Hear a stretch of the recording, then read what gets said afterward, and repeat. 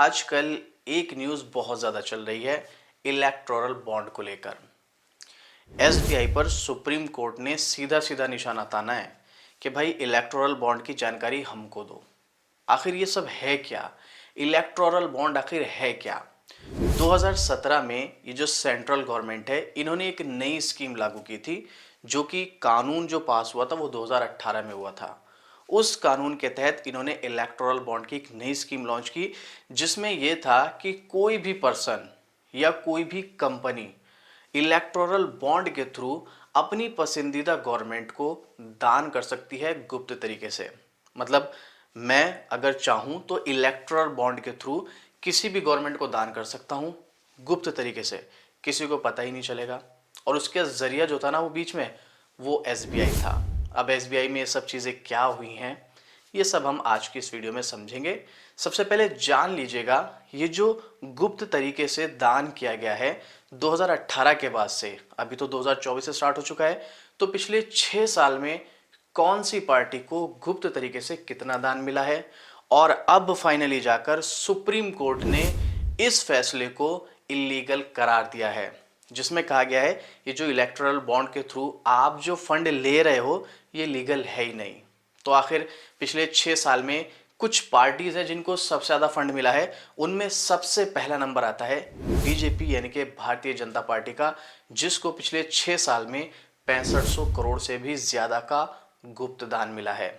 दूसरे नंबर पर आता है कांग्रेस, जिसको 1100 से करोड़ से भी ज्यादा का गुप्त दान मिला है। और तीसरे नंबर पर आता है तृणमूल कांग्रेस, जिसको 1000 करोड़ से भी ज्यादा का गुप्त दान मिला है। और देखिएगा, ये तो बड़े नाम हैं जिनको 6000 करोड़ 1000 करोड़ मिला है। इसके अलावा बहुत सारी पार्टीज हैं, किसी को 500 करोड़ मिला है, किसी को 100 करोड़ मिला है, किसी को 200 करोड़ मिला है, किसी को 50 करोड़ मिला है। अलग अलग तरीके से दान मिले हैं। अब सबसे बड़ा सवाल ये बनता है कि भाई गवर्नमेंट को ये जो स्कीम है ये लाने की ज़रूरत ही क्या थी, और इस स्कीम को लाने का पीछे का रीज़न क्या है, इसके क्या फ़ायदे हो सकते हैं, क्या नुकसान हो सकते हैं। ये सब जानने से पहले हमें सबसे पहले जानना पड़ेगा कि भाई ये बॉन्ड होता क्या है, और ये इलेक्टोरल बॉन्ड है क्या, किस तरीके से कोई किसी को दान कर सकता है। तो यही जानेंगे हम आज की इस वीडियो में। So welcome back to my channel Trader lucky.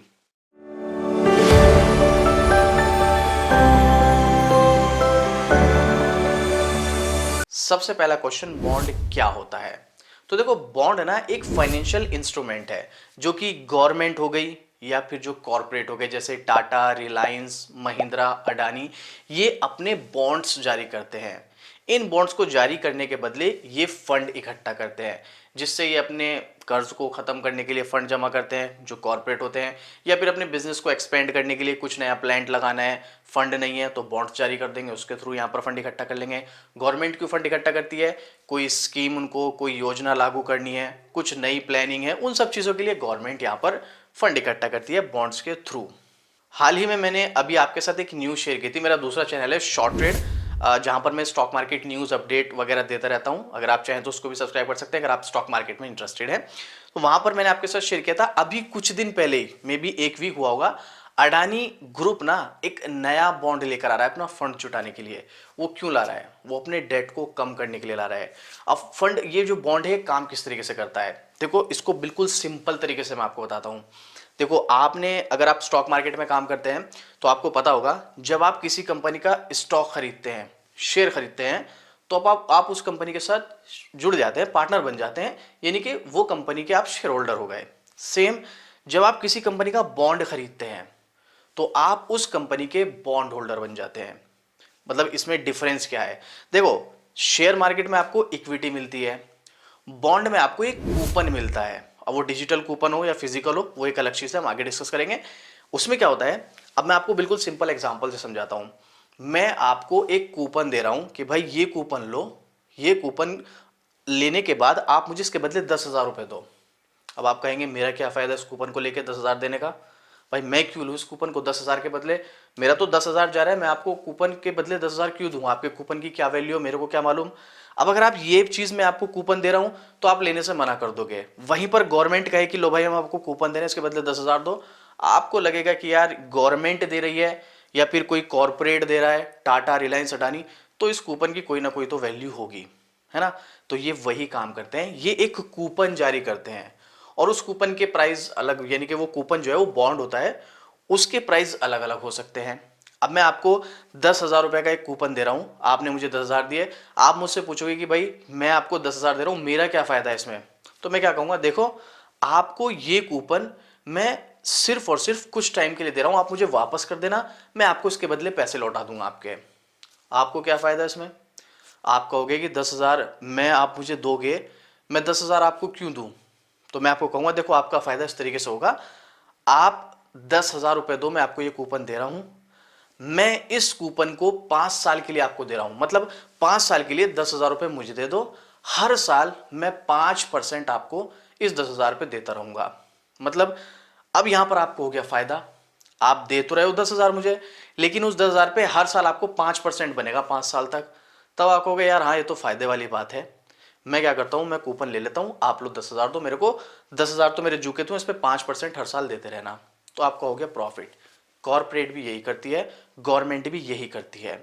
Government आपको कूपन देगी, उसके बदले पैसा देगी और उसके बदले वो आपको रिटर्न देगी। अब वो रिटर्न अलग अलग हो सकते हैं, कोई किसी स्कीम में 5% होता है, किसी में 4, किसी में 2, वो रिटर्न अलग अलग तरीके के होते हैं, वो हम आगे डिस्कस करेंगे।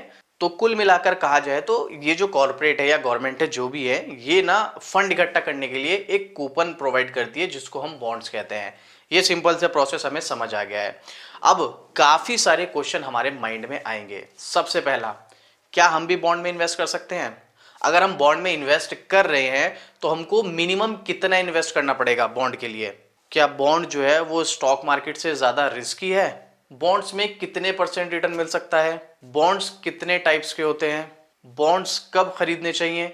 बॉन्ड्स के क्या फायदे और क्या नुकसान है, और बॉन्ड्स की टाइम लिमिट कितनी होती है। ये सब क्वेश्चन आपके माइंड में आएंगे। तो सबसे पहले हम जानते हैं, अगर हम बॉन्ड्स में इन्वेस्ट करना चाहते हैं तो किस तरीके से हम बॉन्ड में इन्वेस्ट कर सकते हैं। इसका सिंपल सा तरीका है, देखो अगर आप स्टॉक मार्केट में या फिर बॉन्ड में, म्यूचुअल फंड में या फिर एफडी करना चाहते हैं तो आपके पास एक बैंक अकाउंट होना कंपलसरी है। और मुझे नहीं लगता कि आज के टाइम में शायद ही कोई ऐसा होगा जिसका बैंक अकाउंट नहीं होगा। आप बॉन्ड्स में सीधे सीधे तौर पर अपने स्टॉक ब्रोकर के थ्रू भी इन्वेस्ट कर सकते हैं, जिसमें भी आपका स्टॉक ब्रोकर है, जो भी आपका, जहां पर आपका डीमेट अकाउंट है। और अगर अभी तक आपका डीमेट अकाउंट अपने ओपन नहीं किया है तो इंडिया के टॉप ब्रोकर से जीरोधा स्टॉक्स, दोनों के लिंक डिस्क्रिप्शन में मिल जाएंगे। इंडिया के टॉप ब्रोकर हैं, अगर आप चाहे तो इनमें अपना डीमेट अकाउंट ओपन कर सकते हैं। अगर आपके पास पहले से डीमेट अकाउंट है तो आप उसके थ्रू बॉन्ड्स में अप्लाई कर सकते हैं, या डायरेक्ट जो कॉर्पोरेट होते हैं उनकी वेबसाइट पर जाकर आप देख सकते हैं, वहां पर आपको ऑप्शन मिल जाएंगे, आप उनके थ्रू भी कर सकते हैं। अगर आप चाहते हैं कि बॉन्ड्स में किस तरीके से अप्लाई करना है इसके ऊपर मैं एक डिटेल वीडियो बनाऊं तो कमेंट कर देना, मैं इसके ऊपर एक डिटेल वीडियो बना दूंगा। क्योंकि ये वीडियो हमारा टॉपिक कुछ और है, हमें सबसे पहले समझना है बॉन्ड्स क्या होते हैं, कितने टाइप्स के होते हैं, फिर उसके बाद इलेक्टोरल बॉन्ड का क्या मैटर है उसके बारे में हम डिस्कस करने वाले हैं। तो हमारा पहला क्वेश्चन कंप्लीट हो गया है कि हम बॉन्ड में किस तरीके से अप्लाई कर सकते हैं।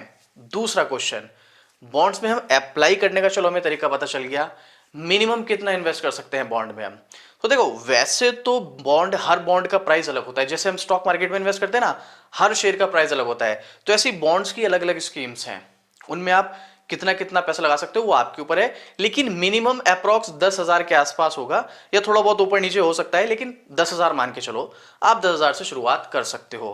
तीसरी चीज, क्या हम बॉन्ड में इन्वेस्ट कर सकते हैं, मतलब एक, अगर हम सीधे सीधे तौर बात करें, आम नागरिक बॉन्ड में इन्वेस्ट कर सकता है। बिल्कुल कर सकता है। जैसे शेयर मार्केट में आम नागरिक, जिसे हम रिटेल इन्वेस्टर कहते हैं, वो पैसा लगाता है, ऐसे ही बॉन्ड में हम भी पैसा लगा सकते हैं, रिटेल इन्वेस्टर पैसा लगा सकता है, कोई प्रॉब्लम वाली बात नहीं है। अब सबसे बड़ा क्वेश्चन कि भाई आप मेरे को ये बताओ कि हमें कब और कौन से बॉन्ड्स में पैसा लगाना चाहिए। तो देखो इसके ऊपर भी अलग अलग चीज है। जब हम टाइप्स ऑफ बॉन्ड्स पढ़ेंगे, बॉन्ड्स के कितने टाइप्स होते हैं, वहां पर हमें पता चलेगा कि हमें कौन से बॉन्ड्स में पैसा लगाना चाहिए। लेकिन बॉन्ड्स में पैसा कब लगाना चाहिए, ये एक क्वेश्चन है जो कि सबसे इंपॉर्टेंट है। तो इसके लिए आप समझिएगा, जब भी ब्याज दरें बढ़ती हैं, देखिएगा आप यहां पर, ब्याज दरें जब जब बढ़ेंगी, बॉन्ड्स जो है डिस्काउंट पर मिलेंगे, तब खरीदने का सबसे बेस्ट टाइम होता है। जैसे जैसे ब्याज दरें घटनी कम हो जाएंगी, ब्याज दरें घटनी शुरू हो जाएंगी, वैसे वैसे बॉन्ड्स के प्राइस बढ़ने शुरू हो जाएंगे। मतलब ब्याज दरें जहां पर घटनी शुरू हो वहां पर बॉन्ड्स में इन्वेस्ट करना सबसे बेस्ट होता है, और जहां पर ब्याज दरें घटनी शुरू हुई वहां पर बॉन्ड्स में इन्वेस्ट करना थोड़ा सा रिस्की। एक्चुअल में अगर देखा जाए तो रिस्की भी नहीं, क्योंकि कुछ बॉन्ड्स ऐसे हैं जो मैं भी आपके साथ शेयर करने वाला हूं जो कि ऑलमोस्ट रिस्क फ्री हैं। 100% तो नहीं कह सकते, लेकिन ऑलमोस्ट रिस्क फ्री बॉन्ड्स है वे। अभी हम आगे टाइप्स ऑफ जो बॉन्ड्स है उसमें हम डिस्कस करेंगे। तो यहां पर जो है आपको ये चीज ध्यान रखना है, ब्याज दरें बढ़ने पर आपको बॉन्ड्स खरीदने हैं, ब्याज दरें घटने पर आपको बॉन्ड्स सेल करने हैं। ये चीज है, बाकी स्कीम अलग अलग होगी, उसके हिसाब से आप खरीद सकते हैं। जैसे इन्फ्लेशन बॉन्ड्स होते हैं उसमें एक अलग टॉपिक है, वो उसके बारे में भी अभी आगे डिस्कस करने वाले हैं। तो ये हो गया हमारा कि कब हमें और कैसे बॉन्ड्स, कौन से बॉन्ड्स हमें बाय करने चाहिए। अब बॉन्ड्स क्या स्टॉक मार्केट से ज्यादा रिस्की है? बिल्कुल भी नहीं। अगर आप कंपेयर करोगे स्टॉक मार्केट और बॉन्ड्स को, तो भाई बॉन्ड्स ना स्टॉक मार्केट के कंपैरिजन में बहुत ही कम रिस्की है। अगर आप देखोगे सेफली अगर आपको इन्वेस्टमेंट करना है तो आपको बॉन्ड्स में इन्वेस्टमेंट करना चाहिए स्टॉक मार्केट के कंपैरिजन में। बट आपको मैं स्टॉक मार्केट वाली वीडियोस बनाता हूं, वहां पर भी डिस्कस करता हूं। यहां पर हमारा ट्रेडिंग चैलेंज चल रहा है, उसमें भी मैं आपके साथ वीडियोस बना रहा हूं। सेशन 1 आ चुका है, और अब आपको आगे जो बताऊंगा ना उसमें भी ये डिस्कस कर रहा हूं कि भाई आप ना अगर कहीं इन्वेस्ट कर रहे हो तो रिस्क और रिवॉर्ड पैरेलल चलता है। मतलब जितना हाई रिस्क होगा उतना ज्यादा उसमें रिटर्न देने की कैपेबिलिटी होगी, जितना कम रिस्क होगा उसमें उतना ही कम रिटर्न देने की एबिलिटी होगी। तो यहां पर स्टॉक मार्केट के कंपैरिजन में बॉन्ड्स कम रिस्की तो हैं, लेकिन आपको रिटर्न भी स्टॉक मार्केट के कंपैरिजन में यहां पर कम देखने को मिलेगा। तो रिस्की तो कम है लेकिन रिटर्न भी कम है, ये चीज भी आपको ध्यान रखनी है। अब नेक्स्ट क्वेश्चन आता है कि एक बॉन्ड्स की टाइम लिमिट कितनी होती है। तो देखो अलग अलग बॉन्ड्स होते हैं, उनकी अलग अलग टाइम लिमिट होती है। अब मैं जैसे मैंने आपको स्टार्टिंग में एग्जांपल दिया, मैं आपको कह रहा हूं कि एक बॉन्ड आप बाय कर लो, इस बॉन्ड को बाय करने के बदले में आपको 5 साल तक 5% दूंगा, तो मतलब मेरे बॉन्ड की लिमिट 5 साल की है। अब ये अलग अलग होता है, किसी की 5 साल की होती है, किसी की 10 साल की, 20 साल की, 40 साल की, बॉन्ड्स की लिमिट होती है अलग अलग। वो जब आप स्कीम देखेंगे, जिस भी बॉन्ड्स में आपको इन्वेस्ट करना है वो स्कीम देखेंगे, उसमें आपको सारी इंफॉर्मेशन मिल जाएगी। तो बॉन्ड्स की टाइम लिमिट जो होती है वो अलग अलग बॉन्ड्स के अकॉर्डिंग होती है। सेम नेक्स्ट क्वेश्चन है कि बॉन्ड्स में कितना % रिटर्न मिलता है। अलग अलग बॉन्ड्स के अलग अलग रिटर्न रेशियो होते हैं, कम रिस्की कम रिटर्न, ज्यादा रिस्की ज्यादा रिटर्न। तो वो भी रिटर्न भी इनका फिक्स नहीं होता है, सबका अलग अलग होता है स्कीम के अकॉर्डिंग। अब सबसे इंपॉर्टेंट क्वेश्चन, बॉन्ड्स कितने तरीके के होते हैं। देखो वैसे तो बॉन्ड्स की बहुत सारी स्कीम्स है, बट मैं आज की वीडियो में आपके साथ 7 या 8 स्कीम शेयर करने वाला हूं। उसमें से आपको कुछ ऐसे बॉन्ड्स बताने वाला हूं जो ऑलमोस्ट ना के बराबर रिस्की हैं, मतलब रिस्क फ्री आप इसको बोल सकते हैं। जिसमें सबसे पहला बॉन्ड है वो है गवर्नमेंट सिक्योरिटीज बॉन्ड्स। आप देखो ये गवर्नमेंट सिक्योरिटीज बॉन्ड से एक बॉन्ड नहीं है, ये गवर्नमेंट सिक्योरिटीज के अंडर में काफी सारी स्कीम्स चलती हैं, ये वो बॉन्ड्स होते हैं। मैं जितने भी आपको बॉन्ड्स यहां पर बताने वाला हूं उन बॉन्ड्स के कंपैरिजन में सबसे कम रिस्क, या हमको कहें कि जिसमें मोस्टली ना के बराबर ही रिस्क है, अगर ऐसे बॉन्ड्स अगर आप सर्च करते हैं तो वो गवर्नमेंट जो बॉन्ड्स जारी करती है वो ही बॉन्ड्स होते हैं जिनमें सबसे कम रिस्क होता है। इसके अलावा जैसे कॉर्पोरेट बॉन्ड्स हम देखेंगे उनमें भी रिस्क कम है, लेकिन अगर हम कंपेयर करें तो गवर्नमेंट के जितने भी बॉन्ड्स होंगे उनमें सबसे कम रिस्क देखने को मिलेगा। तो गवर्नमेंट सिक्योरिटीज बॉन्ड कैसे होते हैं? गवर्नमेंट सिक्योरिटीज बॉन्ड, देखो ये जो बॉन्ड्स हैं इंडिया में सबसे ज्यादा खरीदे जाते हैं, क्योंकि मैंने आपको बताया ना, क्योंकि यही वो बॉन्ड है जिनमें सबसे कम रिस्क होता है, और इनकी टाइम लिमिट भी 5 साल से लेकर 40 साल तक होती है। वही अलग अलग स्कीम के अकॉर्डिंग अलग अलग टाइम लिमिट होती है। अब गवर्नमेंट ये बॉन्ड्स जारी क्यों करती है, गवर्नमेंट सिक्योरिटीज बॉन्ड हम इनको बोलते हैं, तो ये जारी क्यों करती है? जैसा कि हम जानते हैं बॉन्ड्स जो है वो फंड इकट्ठा करने के लिए होता है। तो गवर्नमेंट जैसे कोई इंफ्रास्ट्रक्चर का काम करना है, विकास से रिलेटेड कोई काम करना है, तो उसके लिए उनको फंडिंग चाहिए, तो वो फंडिंग कहां से करेगी? वो ऐसे बॉन्ड्स जारी करती है। अब उन बॉन्ड्स को जारी करने के बाद गवर्नमेंट को एक अच्छी खासी फंडिंग मिलती है, उसका पैसा वो जो देश है उसके विकास में लगाती है। अब इससे देखा जाए तो फायदा है, विकास में लग रहा है, लेकिन जैसे ही गवर्नमेंट इंफ्रास्ट्रक्चर या देश के विकास में पैसा लगाती है तो वहां से उनको रिटर्न मिलता है, और वो रिटर्न जो है जिनसे बॉन्ड जिन्होंने जारी करके जिनसे पैसा लिया है उसमें से उसका कुछ हिस्सा वो उनको ब्याज के रूप में भी देते हैं। मतलब देखो दोनों का फायदा हो गया, गवर्नमेंट को पैसा मिल गया, इंफ्रास्ट्रक्चर या जो भी विकास है उस पर काम करिए गवर्नमेंट, और जिसने बॉन्ड खरीदे हैं उनको भी ब्याज मिल रहा है। अब इनकी टाइम लिमिट अलग अलग हो सकती है, वो स्कीम के ऊपर डिपेंड करता है, 5 साल की भी हो सकती है, 10 साल की भी, 40 साल तक की भी लिमिट इनकी आसानी से हो जाती है। तो वे इसके ऊपर डिपेंड करता है, तो दोनों का फायदा हो जाता है। इसलिए गवर्नमेंट ये सिक्योरिटीज बॉन्ड चाहिए, गवर्नमेंट क्यों फंडिंग करती है इसके पीछे का है रीजन ये। और दूसरा आता है हमारा कॉर्पोरेट बॉन्ड्स। कॉर्पोरेट बॉन्ड्स के बारे में मैं आपको पहले बता चुका हूं, जिसका एग्जांपल मैंने अडानी ग्रुप में दिया है। ये कंपनीज क्यों बॉन्ड जारी करती हैं? ये कंपनी इसलिए जारी करती है जैसे इनके ऊपर डेट बहुत ज्यादा हो गया, अब इनको डेट लिमिट इनकी खत्म हो रही है, इनको पैसा चुकाना है, जिससे इन्होंने पैसा ले रखा है किसी बैंक से या किसी से भी, उनको पैसा चुकाना है, इनके पास है नहीं, तो क्या करेगी ये अपने बॉन्ड्स जारी करेगी और उसके थ्रू फंड इकट्ठा करेगी और उनका कर्ज चुका देगी। और बाकी जो भी इनके प्रॉफिट में से इनका प्रॉफिट आता रहता है उसमें से जो भी इनकी परसेंटेज इन्होंने अपनी स्कीम में दे रखी है वो अपने शेयर होल्डर्स को देती रहेगी, चाहे वो क्वार्टरली बेस पर हो या फिर वो ईयरली बेस पर हो, वो अलग अलग चीज होती है। इसके अलावा तीसरा आता है भाई कन्वर्टेबल बॉन्ड्स। ये बहुत कमाल की चीज है। कन्वर्टेबल बॉन्ड्स में क्या होता है, मान लो एक कॉर्पोरेट से आपने बॉन्ड्स खरीदे 10,000 रुपए के, एग्जाम्पल के लिए मान लो आप, अब 10,000 रुपए के बॉन्ड्स खरीदने के बाद आपको दिख रहा है कि यार ये कंपनी तो अच्छी है, अब बॉन्ड्स की लिमिट तो है मेरी 2 साल की या 1 साल की, और इसके 1-2 साल के बाद ये बॉन्ड्स मुझे वापस करने हैं, क्योंकि लिमिट है, क्योंकि पूरा एग्रीमेंट होता है भाई वो तो, अगर आप बॉन्ड्स खरीदेंगे 2 साल की लिमिट है, 2 साल के बाद आपको वो कूपन वापस दे देना, आपको पैसे मिल जाएंगे।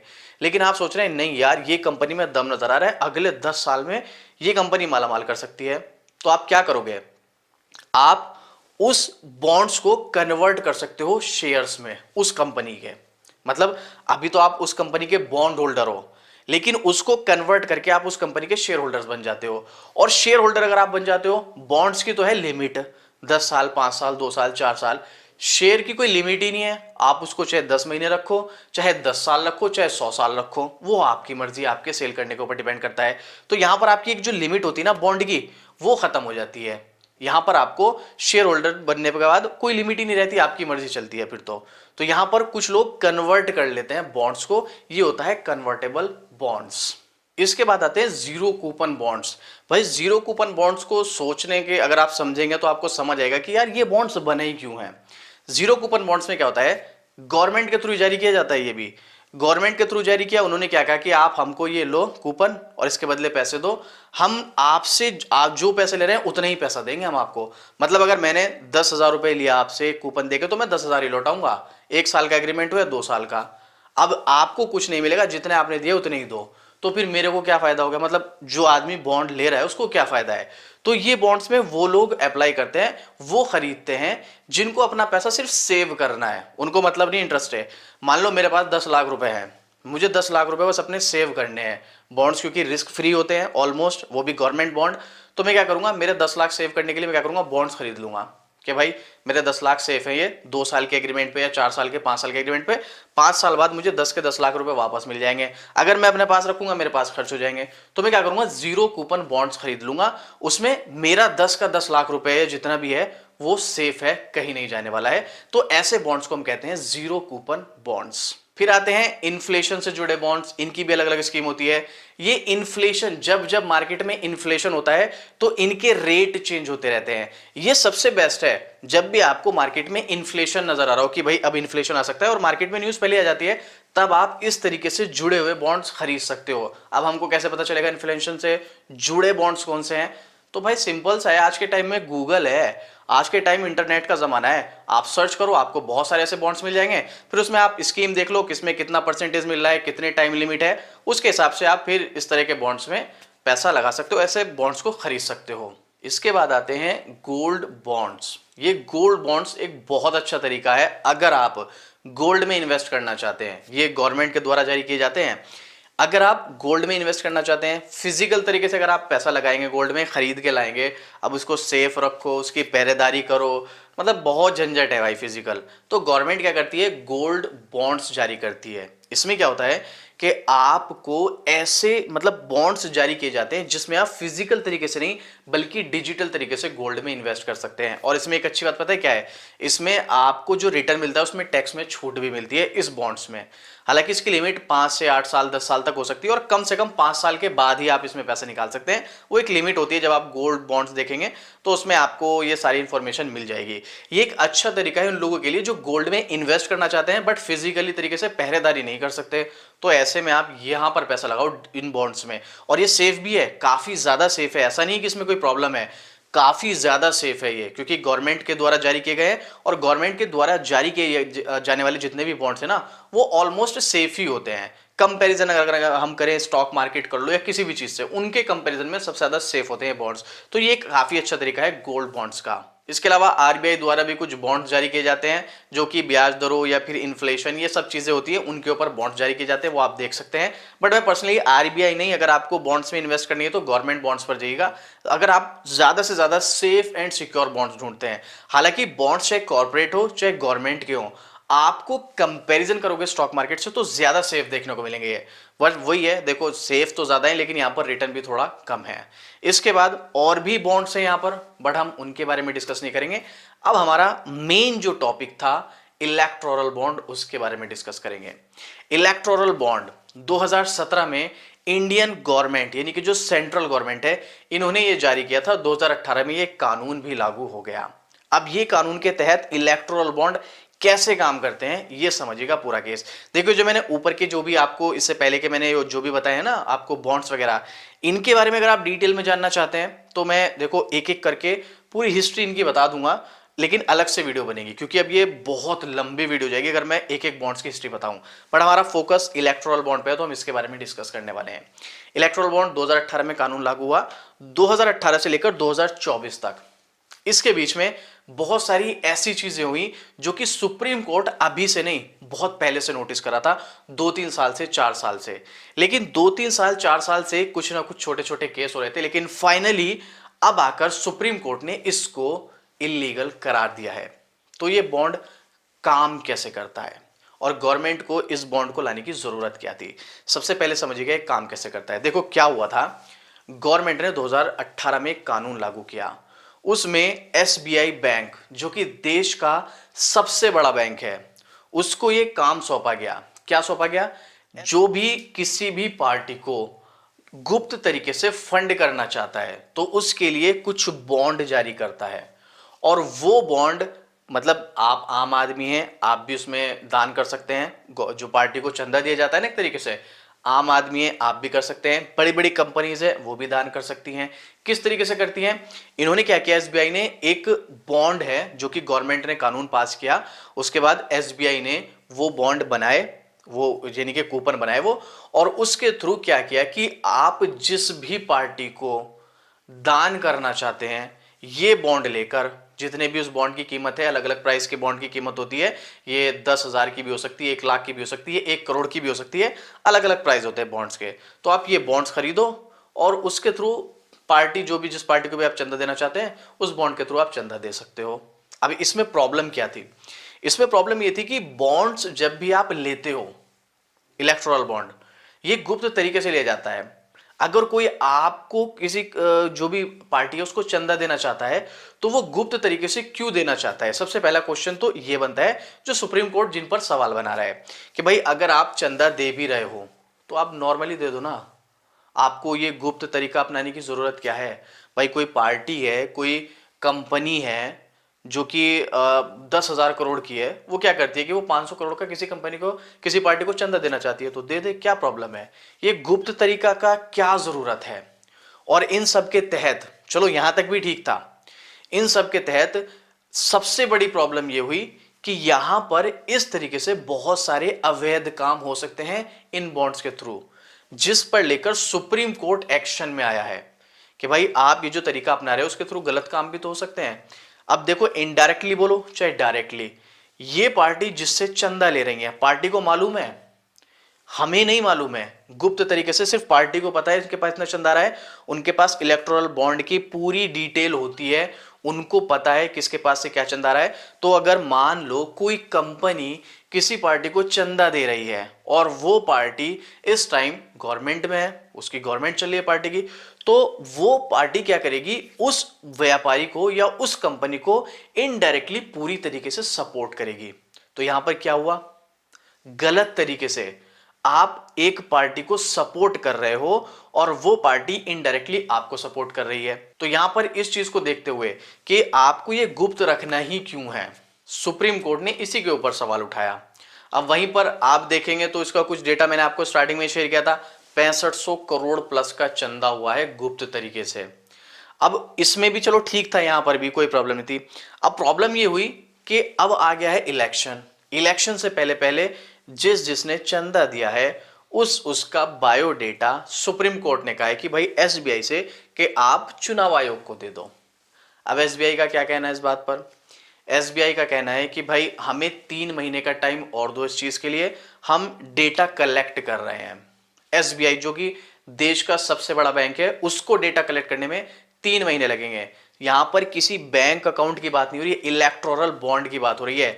इलेक्टोरल बॉन्ड मतलब ऐसा नहीं है कि देखो आप बैंक में जा रहे हो, हर कोई पैसा निकाल रहा है, कोई कुछ कर रहा है। इलेक्टोरल बॉन्ड तो बहुत रेयरली केसेस में लोग खरीदते हैं। अगर हम कंपेयर करें जितनी हमारी इंडिया में पॉपुलेशन है उसके अकॉर्डिंग अगर आप कंपेयर करें, 1%, 2% या 5% होंगे जो, मतलब ऑल ओवर बॉन्ड की बात नहीं कर रहा हूं जिसमें गवर्नमेंट सिक्योरिटीज बॉन्ड भी हैं, ठीक है, कॉर्पोरेट बॉन्ड भी, मैं सिर्फ इलेक्टोरल बॉन्ड की बात कर रहा हूं। 1% लोग भी नहीं होंगे इलेक्टोरल बॉन्ड वाले, और उस 1% का भी डेटा नहीं, डेटा भी एसबीआई कलेक्ट नहीं कर पा रहा है। इस पर सुप्रीम कोर्ट ने सवाल उठाया है। इस पर सुप्रीम कोर्ट कह रहा है कि भाई तुम देश के सबसे बड़े बैंक हो, अगर तुमसे ही डेटा कलेक्ट नहीं होगा तो हम छोटे छोटे बैंकों से क्या उम्मीद रख सकते हैं। अब समझ में ही नहीं आ रहा है कि क्या एसबीआई जानबूझकर इस डेटा को छुपा रहा है या सच में एसबीआई को ये डेटा नहीं मिल रहा है। काफी सारे क्वेश्चन बन रहे हैं। अब आपको क्या लगता है इन सब के पीछे, क्या इसके पीछे भी सेंट्रल गवर्नमेंट का हाथ है या फिर एसबीआई से ही कोई चूक हुई है? क्योंकि जब आप इलेक्ट्रोल बॉन्ड खरीदते हैं ना तो वहां पर आप नाम से नहीं खरीदते, एक कोड या इलेक्ट्रिक फॉर्म में कुछ डेटा होता है, उसके बेस पर आपको ये डेटा जो है निकालना पड़ता है। तो कुछ हद तक ठीक भी एसबीआई का कि भाई उनको डेटा कलेक्ट करने में थोड़ा टाइम लगेगा, बट इतना भी नहीं, 3 महीने। अब उस बात को लेकर इन्होंने इनकी ये जो अर्जी है, सुप्रीम कोर्ट ने इनकी अर्जी को खारिज कर दिया एसबीआई की कि नहीं भाई, आप इलेक्शन से पहले पहले चुनाव आयोग को ये डेटा दो। अब देखते हैं, अभी तक तो जब मैं ये वीडियो बना रहा हूं अभी तक तो इसका कोई हल नहीं निकला है। अब देखते हैं आगे क्या होता है, सुप्रीम कोर्ट से एसबीआई को टाइम मिलता है या नहीं मिलता है या क्या होगा, अब तो भाई ऊपर वाला जाने। लेकिन ये जो स्कीम है गवर्नमेंट का, इसकी स्कीम को लाने के पीछे का रीजन जो था, वो गवर्नमेंट ने जो बताया था वो ये बताया था कि बहुत सारे जो लोग हैं या कंपनीज हैं वो चंदा तो देना चाहते हैं, दान तो करना चाहते हैं, बट वो चाहते हैं कि हमारा नाम ना आए, हम गुप्त तरीके से दान करें, हम करना चाहते हैं बट अपना नाम शो नहीं करना चाहते हैं। तो ऐसे लोगों के लिए इलेक्टोरल बॉन्ड वाली स्कीम लाई गई थी। अब इस बात में कितनी सच्चाई है, कितना झूठ है, ये तो हम नहीं जानते। लेकिन कहीं ना कहीं अगर देखा जाए तो सुप्रीम कोर्ट का फैसला बिल्कुल ठीक है, इस इलेक्टोरल बॉन्ड को इलीगल करार दिया है। अब ये आगे क्या होने वाला है, अब लोकसभा चुनाव आ रहा है, इस चुनाव के बाद क्या होगा, उससे पहले क्या होगा, काफी सारे क्वेश्चन बनते हुए नजर आ रहे हैं। बट ये जो अभी प्रॉब्लम है ये भी सॉल्व नहीं हुई है, अभी भी काफी सारे क्वेश्चन बने हुए हैं। अब देखते हैं आगे सुप्रीम कोर्ट क्या फैसला लेता है। आपको क्या लगता है इस बिहाफ पर सुप्रीम कोर्ट ने जो इलेक्टोरल बॉन्ड को इलीगल करार दिया है, इसमें जो करंट सिचुएशन पर सेंट्रल गवर्नमेंट है उसकी गलती है या फिर यहां पर एसबीआई की गलती है, या फिर ये दोनों मिलकर कुछ कर रहे हैं? आपको क्या लगता है, आप मुझे कमेंट करके जरूर से बताइएगा।